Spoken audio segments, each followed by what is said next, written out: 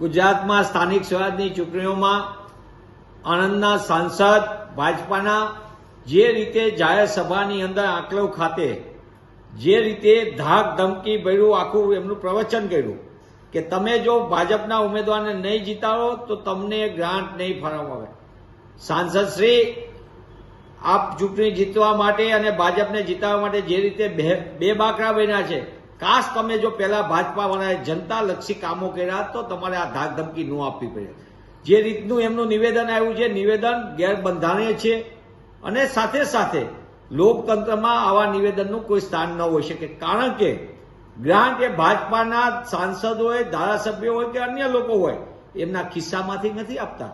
પ્રજા ટેક્સ ભરે છે. ઝૂંપડામાં રહેતો નાનામાં નાનો માણસ હોય કે બંગલામાં રહેતો અમીર હોય, તમામ આ દેશમાં ટેક્સ ભરે છે.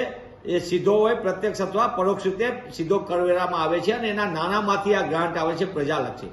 હા, ભાજપાના સાંસદને એ પણ ખબર હોવી જોઈએ કે તમે ગ્રાન્ટમાં જે કમિશનો ગોઠવો છો, તમે જે રીતે ભાજપાએ આખું મોડેલ બનાવ્યું છે ચંદાદો ધંધાલોનું, એના કારણે આજે ગુજરાતના સામાન્ય માણસને જે મળવાપાત્ર સામાન્ય સેવાઓ હોય એનાથી પણ વંચિત રહેવું પડશે. આંકલવનું નિવેદન વખતે રાજ્યના ગૃહમંત્રીશ્રી હોય એ સંપૂર્ણપણે સંવિધાન ઉપર શપથ લઈને બેઠા છે, ત્યારે સાંસદના આવા બે જવાબદાર નિવેદનથી એ વાત સ્પષ્ટ થાય છે કે ભાજપા હારી રહી છે અને ડરનો માહોલ એટલો બધો છે, પ્રજાનો આક્રોશ એટલો બધો છે, એટલે આવા નિવેદનો કરીને પ્રજાને ધમકાવવા માંગે છે, મતદાતાઓને ધમકાવવા માંગે.